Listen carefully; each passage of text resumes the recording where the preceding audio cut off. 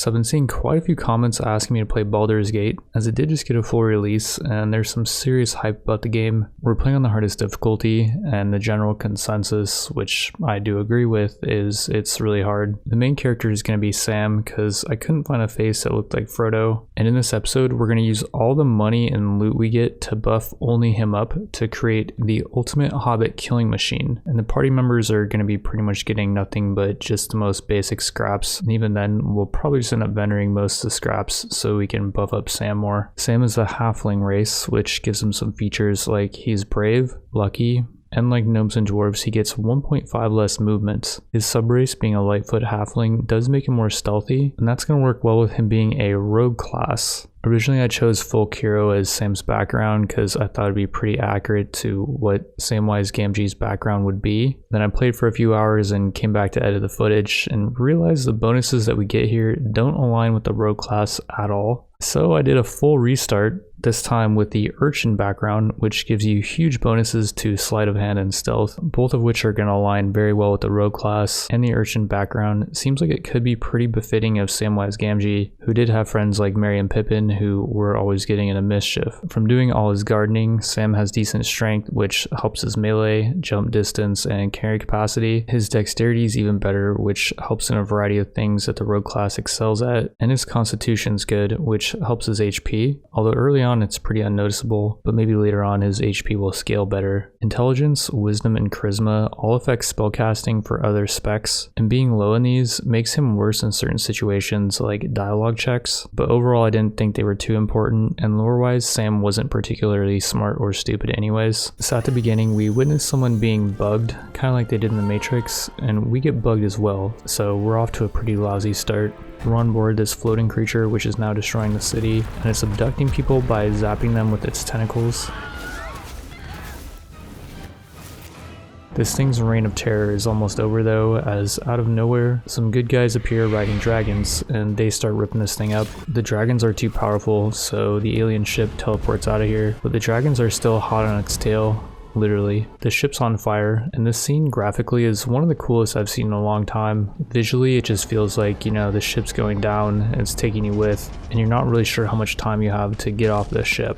The alien guys commanding the ship are now getting overrun by another enemy who we'll call the demons, and they may be affiliated with the dragon people, I'm not exactly sure. The demon people seem to want to kill everyone on board because I guess they know we're bugged, and we obviously don't want to get killed, and the aliens are losing, so we team up with them and like we can drop a heal on this guy. This buys them a tiny little bit of time, but not much. The demon commander is really powerful and just slices a dude up, and he's now coming for us, but as long as someone makes it to the ship's controls, we get to progress into this next scene where we try to pilot the ship, but a dragon comes out of nowhere and uses flamethrower on the controls, and this causes the ship to take evasive maneuvers and teleport to what looks like space, but there's still gravity, so it's probably not space. It might be some fantasy space or something, I don't know. In order to get back home, or at least get back to the planet, Sam needs to touch the ship's controls, which he does manage to do. I'm not actually sure where we end up here, but judging by this girl's reaction, it seems like she's used to seeing giant tentacle ships falling out of the sky. Because yeah, pretty much no reaction whatsoever. Sam now finds himself face to face with one of the alien guys, and I think it may have used magic to hurl this rocket at Sam, knocking him off the ship. And the reason I think this is because something saves him from hitting the ground, and the alien using some kind of magic is the only thing that really makes sense. And because we're now bugged, it has reason to want to save us, which we'll get into later. We come across this girl who we freed on the ship earlier,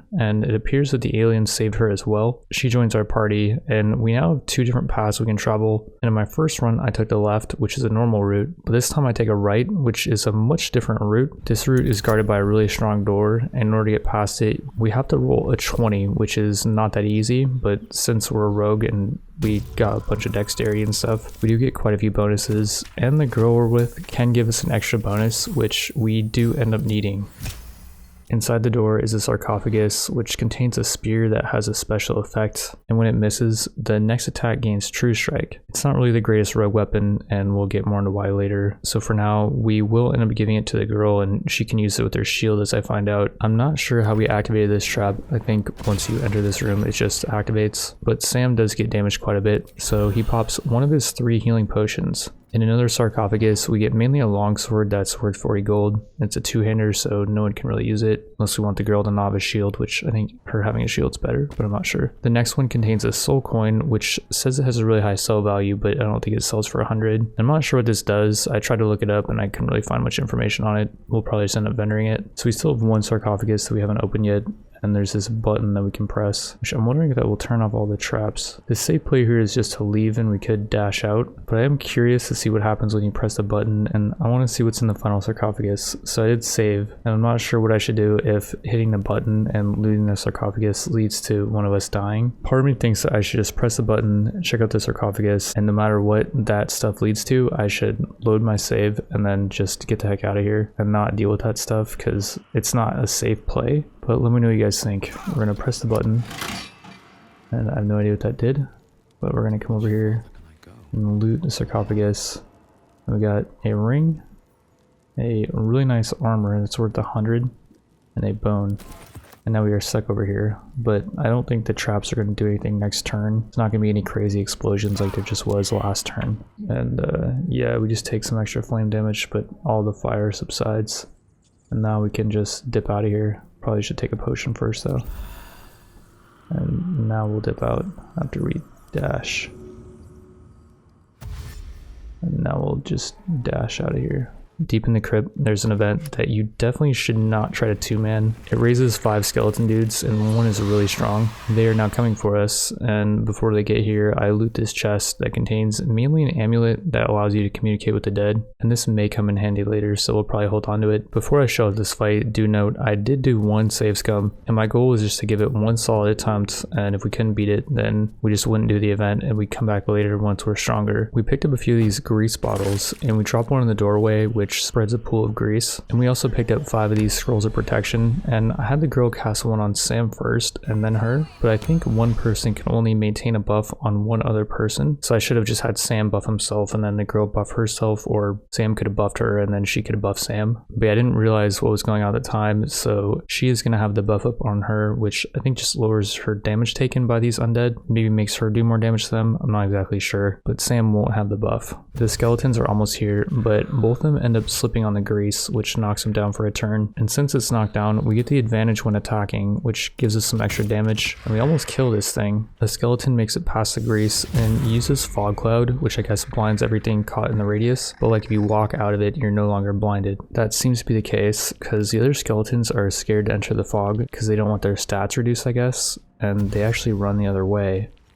We're now able to single out this skeleton and the foggy acid disappears. 2 skeletons do make it over the grease, and this one's a beast because he's level 3 and has a ton of HP, and you're about to see he's pretty hard to hit. We use this scroll, which not only does damage, but it sets the grease on fire, which starts burning the bigger guy, and to end our turn, we finish off the scribe who's pretty low. We're down to 2 skeletons left, and this scribe dashes to us, which gives him more movement, but he cannot attack after dashing, and because it ran over the grease fire, it takes burn damage, and it passed too close to the girl, so she's able to get a hit off. The warrior does get a hit off on Sam, and he's now pretty low, but he does manage to finish off the last caster, leaving us with just a warrior who's at about half HP. I was thinking about using the girl's heal on Sam here, but we have a limited spell cast and Sam still has 10 HP left. So I decided to try out Concussive Smash, which can daze the target, but it only has a 45% chance to hit because the guy's such a beast. Unfortunately, we do miss, and the warrior does hit Sam for 5 damage. Since the warrior already attacked, we're free to run away, and we use another grease bottle to block its path. And the skeleton does slip on the grease, so we get a free shot off on him. And next turn, we get another shot off on him and get a critical strike. And then the skeleton retaliates by getting a critical strike on Sam, but thankfully in the previous turn, I did have the girl heal him, so he still has 1 HP. And he is able to finish the skeleton off. In the sarcophagus is this guy Withers, and he tells us that we'll be meeting him again sometime in the future. Also in the sarcophagus is quite a bit of gold, and yet another one of these soul coins. We also loot all the skeletons we just fought, and we get some extra gold from that as well. Because we enter the crypt from the secret entrance, this grave robber is not expecting an attack from behind. As for his loot, nothing really special, just some vendor trash, and we grab it and move on. We're able to sneak up to another grave robber who's looking at the door, and this is where normally you'd enter this place from. We don't one-shot him with the sneak attack, but he is surprised, and I guess because he's surprised, we get another attack for free. He drops some pretty basic stuff. We grab it, and we finish looting up the rest of the crypt. And this room has a ton of low-value things, but they do add up, so we do grab it all. I believe I looted everything except this room, which had 3 people guarding it. At this point, our healer is out of heals, and we have no healing potions left, so we just leave. Near the main entrance of the crypt, which we would have passed by had we gone the normal route, is this ancient sigil which has a wizard companion inside that we yoink out. He joins us, and not far away are some footprints leading away from the crash. Those footprints belong to this elf who does ambush Sam, and we do fail trying to roll away here, but it doesn't matter. The elf also has a worm implanted in his eye, and this connects us both in kind of a telepathic way, I guess. Sam explains to him that if we don't get rid of the worm, we'll eventually get turned into those same alien creatures that implanted the worm in our heads. So he joins us, and our goal now with this story is to find a healer that's capable of deworming us all. So we go back to the crypt with everyone. We got the wizard over here, the cleric, Samwise, and Astarion, another rogue, which right now has the same abilities as Sam, but we can spec them differently pretty soon here once we get up to level 3, and then they'll have different purposes. For now though, they both have ranged weapons, and I'm thinking we snipe at this guy with ranged weapons. I'm not sure how to do this so that they both shoot at the same time though. And right now we're not in turn-based combat, but I think as soon as we try to hit this guy, we will be in turn-based combat. And also there's a guy that's been patrolling around here, and he gets a vision of kind of a little bit past the doorway, so we gotta be kind of quick with it. This guy doesn't move, or maybe he turns. Maybe this was the guy that was giving them vision. Not really sure, but this red stuff over here sometimes will turn this way, indicating that they have vision of everything that's in the red, basically. Okay, let's try to move Sam over here. Elf. I think this guy's an elf over here as well. And we'll do ranged sneak attack, which is the rogue ability. I don't think we can do it with both of them, but oh well. And then that did hit, I think. Oh, crap. They see us now. Oh, and they're actually gonna shoot. What the heck? Is it not turn-based combat right now? Or what's going on? Okay, yeah, we're actually in turn-based combat now, because you can see we have a specific amount that we can move. But yeah, the elf was the one who shot, so he can't shoot again this turn. Samwise has not shot yet, though. And we can get an angle on this dude. We do have the advantage, because we're technically still stealthed. And so we'll sneak attack and try to hit him with the sneak attack. We're gonna go all the way in here. Okay, well, we do hit him, so that's good. We pull back, by the way, or I can't move right now. Usually after you shoot, you can move again, but for some reason, since a new one of them joined combat, Sam can't move anymore. But yeah, we'll not move the elf because, well, he can't shoot again. And I think we'll just wait and see what happens. This is our caster girl. Ice knife does hit. Yeah, it did. Hopefully we can get out of there. We're on ice now. Just jump away. Didn't really go the way I planned it, but at least Sam gets out of there. And he's now banged up pretty good. Although we do have quite a few health potions because each of the new guys had 2. And then Sam actually had a couple in his inventory that I didn't know about. We just had other things on his hotbar. So yeah, we could pop a health potion right now. But part of me does want to distribute the damage because after this battle, we can use one of our 2 rests and that will heal everyone half of their HP. So if we can just not use a healing potion here, that'd be ideal. And so I would like to pull Sam back further. Can these guys move, by the way? Yeah, they can. I don't even think they're in the combat though. So I clicked out of group mode. So they are no longer, I guess, considered to be in these guys' group in their combat. So like I could just dip out with the wizard basically if I wanted to because he's not in combat right now. But I think what we'll do is just move the wizard to the side a little bit. Give Sam a free way to get out. We can't actually move that far. He's out of movement now. This guy might have line of sight on him, which wouldn't be ideal, but it's alright. I want to have the wizard cast his grease spell. I don't know if I want to cast it yet or move the elf out of the way actually first. Move the elf out of the way first if we can. Any movement? No, he doesn't have movement for some reason. That's alright. We'll still cast grease over here. And it won't necessarily knock the elf down. And right here, it's not even on the elf. Or I guess it was on the elf, but he didn't get knocked down from the grease. I guess I'll move the cleric up a bit towards the grease. And she is still hiding. The guy kind of saw her but didn't break her out of stealth, and I think we'll just have her chill here. She's not actually in the combat yet because we can enter her into turn-based mode. So for now she's just chilling, I guess. We'll just let her keep chilling. Gale the wizard though is in the combat, and I'm not sure if we want to pull him back or keep him right here. Doesn't matter too much actually, just pull him back and then end his turn and move Sam over a little bit and end their turn. We'll see what these guys do. There's actually 4 of these dudes in here. I didn't even see that. They're going to be running over the grease though, which is going to give them a pretty big disadvantage. Or maybe they won't, I'm not sure. It's now the elf's turn, and he is moving in the grease. Please don't fall. Nice, he didn't fall. And we can try to snipe at this dude. We have a disadvantage because he's too far. But if we move over here, and there's this guy. He's pretty low. Maybe you kill him, very nice.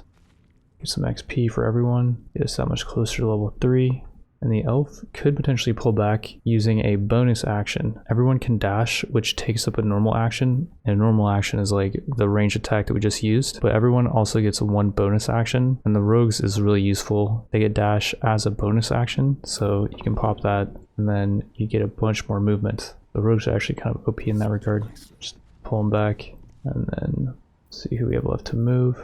No one, I guess. We have to just end turn. And they're now going to dash forward into the grease. And Sam has a move.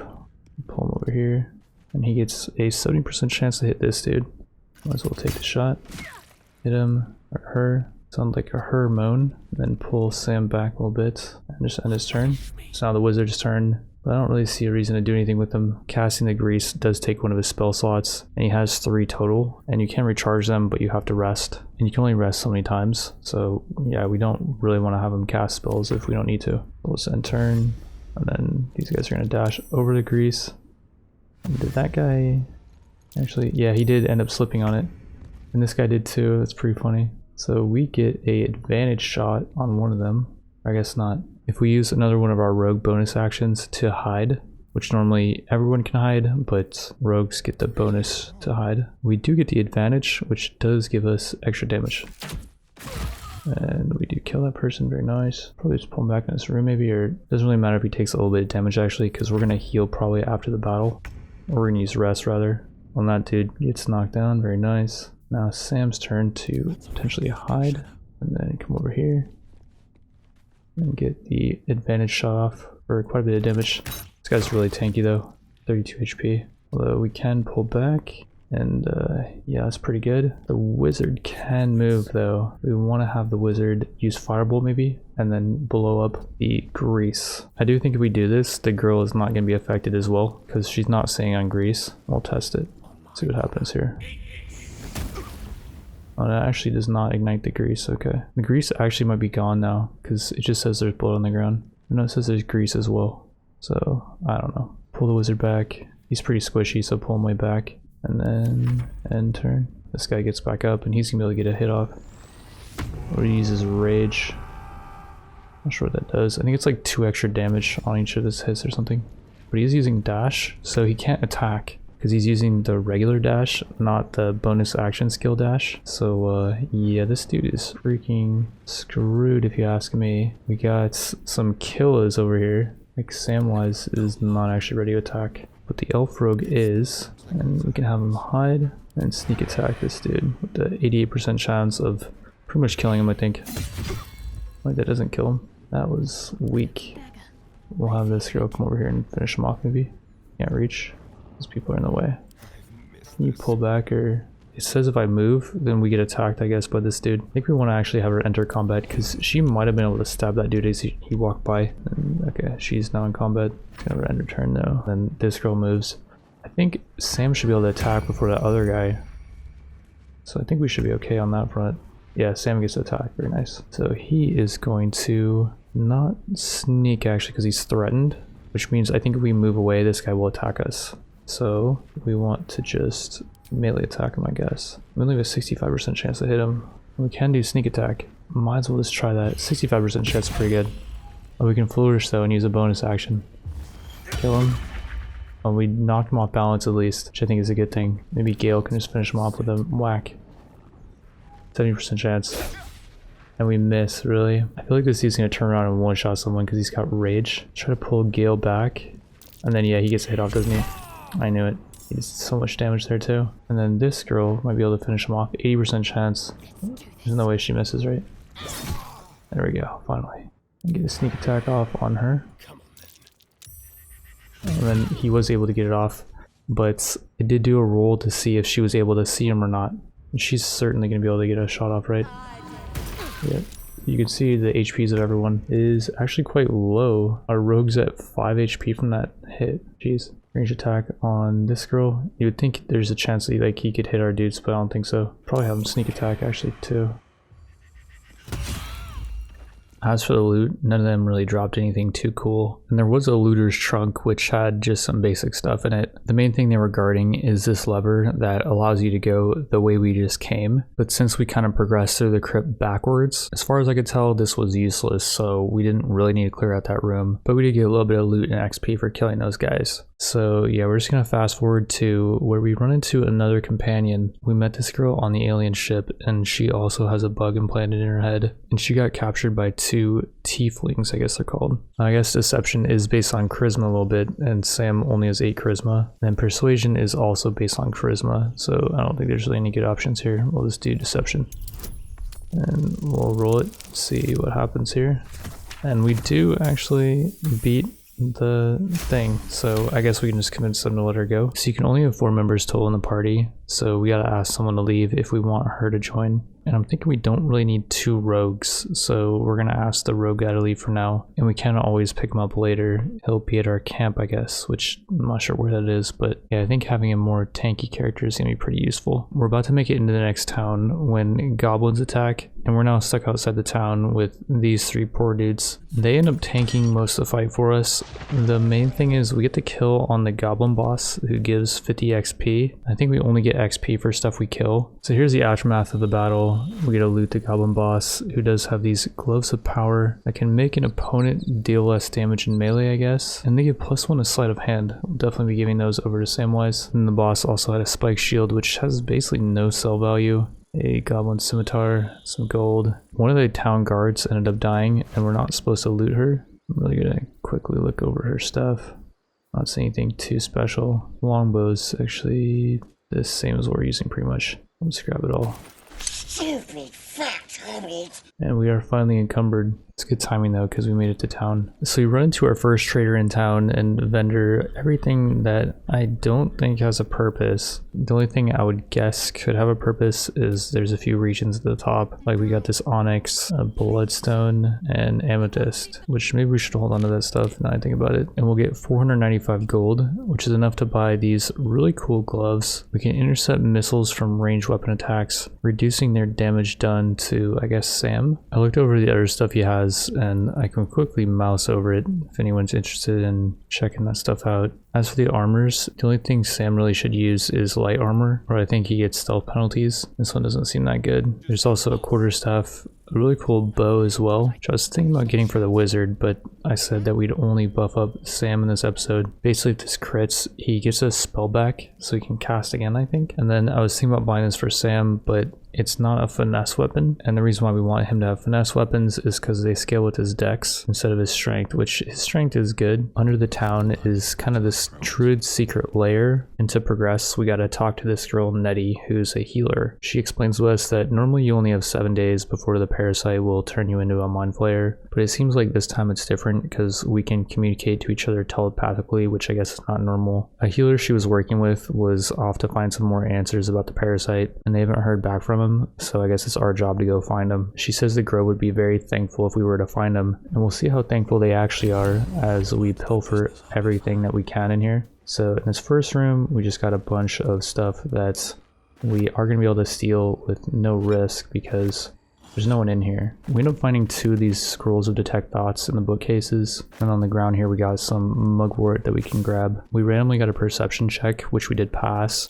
That's curious. And I guess that was because there's a stone slab here. We can try to lockpick it. Can't even see a lock to pick. We can't lockpick it. I can't even see We a cannot lock open to it. pick. Well, either way, we looted everything out of that room. And now for the tricky part. So there's going to be this girl over here who I don't think actually moves. So I think we can loot everything from this room. Well, I'm not 100% sure. There's a chest right next to her, and she kind of has vision of it. It's got 3 healing potions. Jeez. Yoink. I wonder if we could actually start taking stuff off of this table that she's looking at. Well, that's a little bit too risky. It's pretty risky to be in the same... Oh, jeez. Oh no, she caught us. Thief. Okay, we run, run. I'll catch up We stealth. haste. No. Stealth. But did I get it away? No, I don't think so. Jump. Your stealing has Ah, caught someone's jeez. attention. So we could try to talk our way out of this situation. I guess just use deception or persuasion. They're the same chances, I think. We need to do a pretty high roll for this. We need to get a 14, I think, because we lose 1 with our charisma, and we do pass it. Very nice. You've been given the benefit of the doubt this time. So we'll head to the next room, the servants' quarters, and currently there's no one in here. So we can try to loot as much as we can. Let's hide and make sure, yeah, there's no one in here. You have to be careful though, because I think the way this whole thing works is when someone walks into a room, they'll check the location of where different items should be. And if they're not there, then they'll be like, oh, who stole these items? Then they'll start looking around. And if you're the only one there, then they'll accuse you of stealing. So the idea is you gotta be really quick with it, and then when you notice someone that is about to walk in, then you wanna leave that room. Bottle rack, anything? Get a bottle? No. And there's a dude here. Oh no. Deep on the loose. Crap. Does he see us? Yeah, he does. Go this way. Jump. Jump. Run away. If we can get out of... Oh, I misclicked. Jump. Keep jumping. Your stealing has caught someone's We'll again try to talk our way out of the situation, and we do pass it yet again. Very nice. Before we do any more stealing, I just realized we have enough XP to level up to level 3, and since we're a rogue level 3, we can now choose a subclass. Apparently the thief is more popular because they get an extra bonus action. The thief also gets resistance to fall damage, which I'm not sure how useful that's going to be. We also got the arcane trickster, which is kind of like a mage rogue hybrid, but Sam has really terrible intellect, wisdom, and charisma, so I think that is not the route we want to go. I was thinking the assassin because the skill initiative seems really good. You get the advantage on attack rolls against creatures that have not taken a turn yet, which I guess if you're stealth and you hit someone, you get the advantage anyways, so I guess I don't know how good that is. This one seems pretty good. Any successful attack roll against a surprised creature is a crit, although I'm not sure how often people get surprised. Like earlier when we ambushed someone, they got surprised, but I think there's only like a chance that this can happen. So in hindsight, maybe this isn't really that good. And then I don't even think this one's good at all. You get your action and bonus action at the start of combat, which I think you already would have that at the start of combat, but I'm guessing there's situations where you wouldn't. Upon further examination, I do think that thief is actually the way to go, and I was looking into it, doing a bit of research, and it seems like people prefer the thief. There is a way to respec later, so maybe we could try out the arcane trickster if we can change around some stats, and we can put a lot into intelligence. I wanted to do the level up before we try to pickpocket anyone. I'm not sure if your level has influence on how successful you are when pickpocketing, but there's a dude over here. Oh crap, there's a dude right here actually. We could try to pickpocket. He's only level 3. This dude's level 4, and it seems like this dude would have some really nice stuff. It is going to be easier said than done because the wolf is constantly moving around. We're getting caught here, but we didn't get knocked out of stealth. The wolf's just chilling here. I wonder if we can get in here and pickpocket this guy. Try to do it. Oh jeez, that is not good. I guess we didn't actually pickpocket anything, so he doesn't care. The wolf's now patrolling out of this room, so let's try to get in here and pickpocket this guy. Let's see if we can yoink something really good. Oh jeez, we get these... Something seeing us, so it kind of made me panic. The guy had some kind of rune of the wolf or something. So the rune that guy has opens the secret door that we just saw, I believe. Or we can also get it from saving Halson from the camp, which I think we have to do anyways. So why pickpocket that? You know, we'll just come back later about this storage chest. A devil child! One who tried to steal from us. Can we get in there? Oh, well, we found out there was nothing in there, and we lost some relation with this guy. We're gonna sell all the stuff that we looted at the Grove for quite a bit of gold, 276. And because we couldn't really find any other upgrades for Sam, we're just gonna buy him this hatchet, which is actually quite a big upgrade. 1 on the low end and 4 on the top end's pretty high. You can also throw this weapon, and this guy has a ring that increases throw damage. So I think this would be a pretty cool combo. We can pretty much afford that stuff with just what we looted at the Grove. We found another trader, and it turns out this guy actually has better weapons. This short sword does not look better than the weapon we just bought, but I believe that 5 to 13 number should actually be 4 to 9 if the target's not burning, which I didn't realize that was the case, because I think that slashing conditional is actually added onto the damage. We can still use the axe in the offhand though, and we can still throw it, whereas you cannot throw the short sword. The guy also does have a dagger, but apparently there's no reason to use daggers over short swords. This hand crossbow actually doesn't look really any better than our light crossbow, but I do believe you can dual wield hand crossbows, which would be pretty awesome, I think. So we're definitely gonna pick this up. This goblin prisoner is about to get a shot, and we intervene and save her, and she is not appreciative at all that we saved her. So one would think maybe letting her out is not a good idea, but I do it anyways. And she's now gonna take us to meet her tribe, and I guess she's actually not gonna follow us till we get out of town. And one would think we would not want to take the goblin prisoner through the main gate. So there's a secret way down here. We can jump down here, and there is a door. Not far from the door is some goblins that aren't that strong. This guy's only level 1. This guy's level 2. This guy's level 2. There's a dead gnome thing over here, or I guess he's just unconscious. So I'm guessing these are bad guys. So I think we'll just shoot first, ask questions later type of deal. And yeah, if we get a little bit closer, we can do a sneak attack on this guy. 91% chance. We'll just do it. That does surprise all of them. The wizard actually finishes off that dude with a crossbow, and then the orc girl gets a nice shot off, as does the cleric. One of the goblins shoots an acid arrow at us, which I guess lowers armor of anyone that's caught in the acid. And then there's a statue behind us that shoots at us. This thing's really tanky, so I don't think we're gonna try to kill it. I'd say probably the play is just to move away from it, and we're no longer in the acid, so we don't have our armor reduced. We also put some grease on the ground so these guys might fall. And yeah, we'll see if we can finish off this guy. So we get a bow shot, which we do finish him off. And then we finish off the other guys, and Sam's able to use a nice sneak attack on the final tracker guy who had a good position. As for the loot, we got another one of these acid arrows, which is pretty good. Saw that was pretty useful. And an acid vial. Definitely could be good. Great axe as well. I wonder if that's better for the orc girl, and does not look like it is better. As for this gnome who's injured, doesn't look like we can interact with him. You'd think we'd be able to pick him up and bring him back to town, or at least pickpocket him, but no. Behind those goblins is, I guess, all their loot. And there was some somewhat decent stuff. Mainly one of the crates had a healing potion. Behind that loot is hopefully what's going to be the real treasure. This chest that is, I guess, booby trapped up, and we need a trap disarm kit to get in. Or maybe we could get in with that one, but we might take a bunch of damage, and it might even kill whoever tries to open it. The trap disarm kit is very expensive, 390 from this guy, and I guess that price was just if we want to buy all of them, which I think we might as well do, because they can break if we fail the attempt. Then again, we'll probably find more later, so we'll buy 3 of them. We'll make it back to the chest, and we'll now try to disarm it, and it's actually pretty easy to disarm. We'd have to roll a 1 or a 2 to fail this, and I think if we roll a 1, then we get a reroll because Sam's Hobbit bonus. So remove the trap that was on the chest. Now we get a lockpick it, I guess. Or we could pick it up and add to wares. What happens if we pick it up? We actually can just put it in Sam's inventory. What a beast. How much was it worth?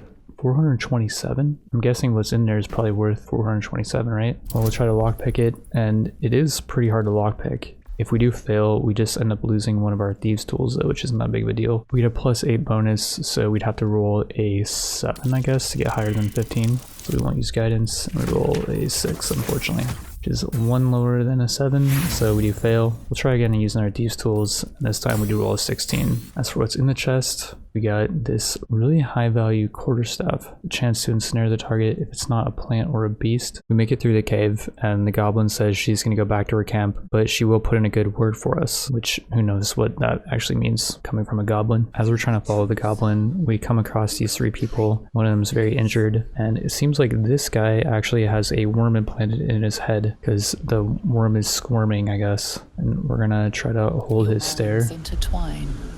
You see his siblings, Andric and Brenna. new recruits. Yours to shepherd. We have healing potions, we have a healer, we have scrolls of resurrection. There's no reason why we can't save him, right? Well, I guess we can't save him, but he convinced his brother and sister, I think it said they were, that we're a fellow wormhead and we are to be trusted. We found out what killed the guy was an owlbear, and we tell these guys that we're gonna go hunt it with them. Before leaving, the worm in Sam's head is telling him to maybe eat this guy, or I'm not really sure. I feel like we should resist the worm, and we do get bonuses if we choose the strength option, whereas if we choose the wisdom option, we get -1, so we'll choose the strength option. And it's not actually that hard to resist, although we get pretty unlucky here, so we might actually have to consume this dude. Or we could roll again and use an inspiration, but you have limited of these, so we're not going to use an inspiration, and we're going to give into the worm, I guess, which is going to suck the worm out of this guy, and we're now going to probably put it in our own head, maybe? Or is he gonna stick it up his butt? Oh jeez. I'm looking in Sam's inventory and I'm not seeing the worm, so he might have actually stuck it up his butt. Well, either way, the guy did have some food that translates into camp supplies and gold and some other stuff. We'll take it all. The guy's corpse was still lit up, and I remembered that we had the amulet that allows us to speak with the dead, which I don't think he was really able to give us any answers that we didn't already know. Like he said he was protecting his family from speaking with him though. I think it was Gale that was inspired and he thought that was really cool. So we get an inspiration, which allows us to do one of those rerolls I was talking about earlier, and we get some experience. So that was pretty nifty. We meet our new recruits in the Owlbear cave, and the girl trolls us here by not allowing us to stealth up to the owl beast. I guess she prefers more of an honorable combat style. We leave her there and take another path to get to the owl beast. And on the way, Sam tries to open this chest, which shocks him. The cleric does get off a very nice prayer of healing and almost heals everyone to full, so we're still ready for the owlbear fight. To open this chest, we need to grab a scroll that's behind the statue, and then we have to read it right in front of the chest and it opens. This necklace can prevent opportunity attacks, like this one we saw earlier where the wizard was trying to retreat from the guy that was in melee range of him, and if he was wearing this necklace and was below 50% HP, that wouldn't have happened. On the ground is a potion of animal speaking, which Sam takes, and he can now speak to the owlbear, and we get a pretty difficult dialogue check, which we do pass, and this allows us to either leave the cave, or we can get a really good position on top of this ledge. Although unlike a moonkin, owlbears can fly, which kind of messes up that whole plan. On our first attempt, we do get this thing pretty low, but we had to pop a ton of health potions and I thought we could do better. I was thinking we could maybe kite it and just kind of shoot at it from afar, but this thing can fly great distances, so kiting it is not an option. The fight ends up being your standard tank and spank, and our warrior Lae'zel's new ability comes in pretty handy here. Basically makes it so an enemy cannot move towards you, and after looking up how the mechanic works, I feel like we could have abused this better. After chugging quite a few healing potions, we finally bring it down, and we now watch as the owlbear cub mourns its mother's death. You watch speechless as the cub begins to eat his mother. The guy who got attacked by the owlbear earlier had the shaft of a spear in his inventory, and the head of the spear was implanted in the owlbear. If you combine these, you get a very interesting spear that does quite a bit of extra damage to creatures that have multiple sets of eyes, and it can blind targets. I forget we have this thing, so I don't end up using it for the rest of the episode, but in the next episode, I'll try to remember to use it. We find the dead bodies of what was going to be our two new followers, and I don't know if we could have saved them. They weren't participating in the fight at all, and the guy does drop a chainmail, which gives our warrior 1 extra armor. On the ground, there's also this armor piece that is really well against undead, but very poorly against beasts. It's another item that I'll try to remember that we have, and I'll try to use it situationally. Nearby is a seemingly abandoned village, which, as it turns out, is inhabited by goblins, and thankfully we are able to persuade their guards not to attack us. In the middle of the town is this chest that I think was booby-trapped, which explains why it had not been looted yet by the goblins, and we get this helmet that increases movement speed at the start of battles. This is complete overkill on Sam though, because being that he's a thief, he's able to sprint twice using bonus actions, and our warrior does not have the luxury of being able to sprint as a bonus action. If she wants to sprint to double her movement for that turn, she cannot attack. So I felt like it was infinitely more important to give it over to her than have it pretty much be wasted on Sam. We've been hearing talks about a goblin amusement park, which sounds pretty cool, so we go check that out. Look what we got here! Another little birdie wanting to fly. Stop this thing! If we use the worm to help us with this dialogue, we only have to roll a 3 or higher to pass it, but I guess we can only do this limited times. Something stirs deep within you, hungry and alert. It's taking something you'll never get back. I think we want to save the worm for more important scenarios, so instead we do the much harder dialogue check, which we do end up failing.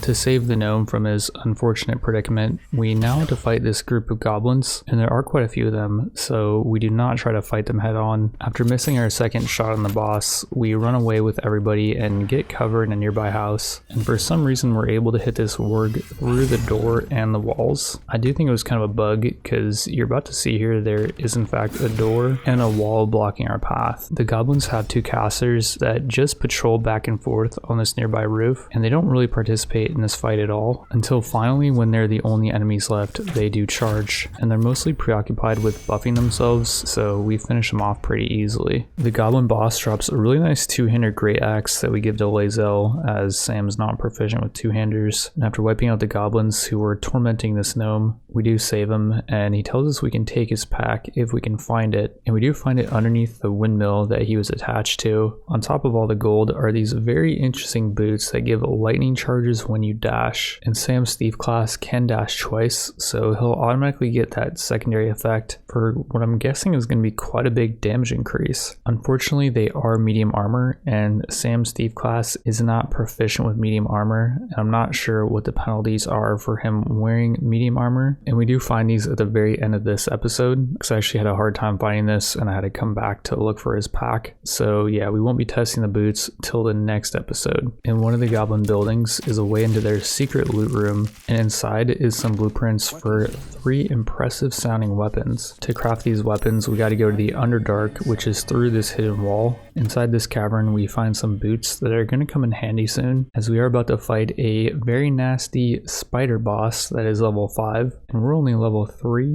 so we definitely should not be doing this yet. Not only can the spider teleport, it has an AoE poison attack that one-shots Sam here from full HP. Needless to say, this fight's looking pretty impossible for our level, unless we got quite a bit of help. A bit earlier in the goblin village, we encountered 3 ogres that are working for the goblins for gold. One of the ogres is very smart and is ready to make a business proposition. I am, by all accounts, a student of higher commerce and extortion.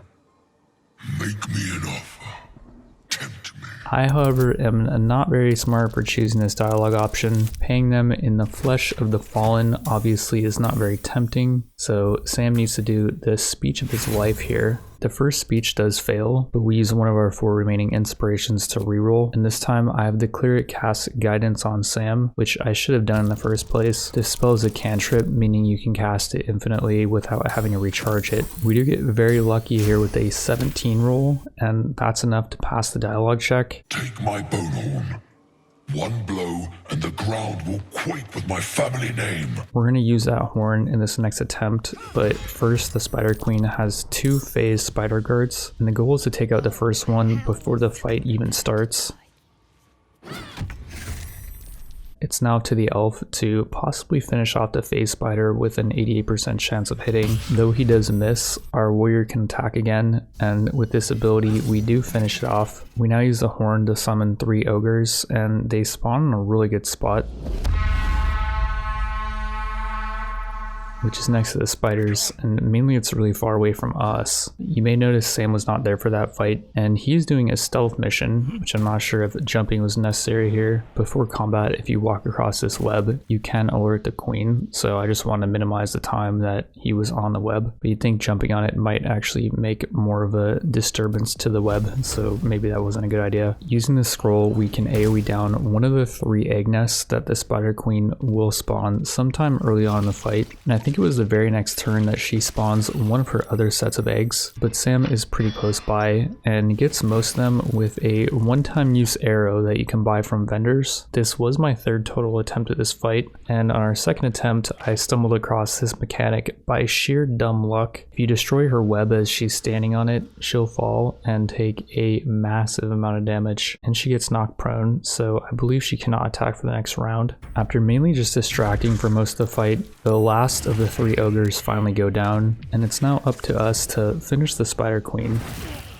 On her next turn, the queen downs Astarion and then completely kills him, which I don't think normal mobs will do. The Spider Queen's down to 4 HP, and we try to have our cleric finish her off with a Sacred Flame, which is another cantrip that she can cast as much as she wants. And she unfortunately gets it down to 1 HP. I believe since the spider was frightened, it has a lower chance to hit our warrior here, and it does miss, which allows our warrior to use her riposte ability, and that is enough to finish the Spider Queen off. For beating her, we get an inspiration and 250 XP, which is quite a lot, plus this interesting robe that increases poison damage done. I've got a build idea in mind which combines that plus the helm that the smart ogre dropped, which increases intelligence to 17 no matter how dumb you are. If we give that to Sam, it's going to boost his intelligence by quite a bit because remember we didn't put any points into intelligence. After the battle, we do use a resurrection scroll to resurrect Astarion. Everyone's pretty much exhausted. They're low on HP and no one really has any spells left to cast. So to replenish everything, we do finally use our first long rest, and doing this does require camp supplies, which you find just out in the world exploring, or you can buy them from vendors. At our camp, we can now talk to this dude who you remember we rescued earlier from that crypt. And for 100 gold, we can respec Sam and do a different rogue path, the Arcane Trickster, which I talked about earlier. This gives him 2 poison abilities, and one is a cantrip, so he can spam it as much as he likes. The other poison ability is this Ray of Sickness, which does quite a bit more damage, but does take up one of his now 2 spell slots, so he can't spam this ability. And I'm not sure if his poison abilities do scale off of intelligence at all, but they definitely should be doing more damage with the robe he's now using, and the robe's only 1 less armor than the light armor he was using before, so it's not like he's losing a ton of defense for using it. Moving into episode 2, we should have an easier time with dialogue having 17 intelligence, and Sam's other new cantrip should also be very helpful with that. And if you do want to see an episode 2, leave a like, and don't be afraid to tell me what I could have done differently. A lot of what I've been doing lately on YouTube is purely experimental, and so I've really been trying to pay attention to comments to, see what I could be doing better. I did go over a lot of plans I had for episode 2, and we're going to be reviewing them at the start of the next episode, so I do recommend at least watching the intro for that to see if it sounds interesting or not.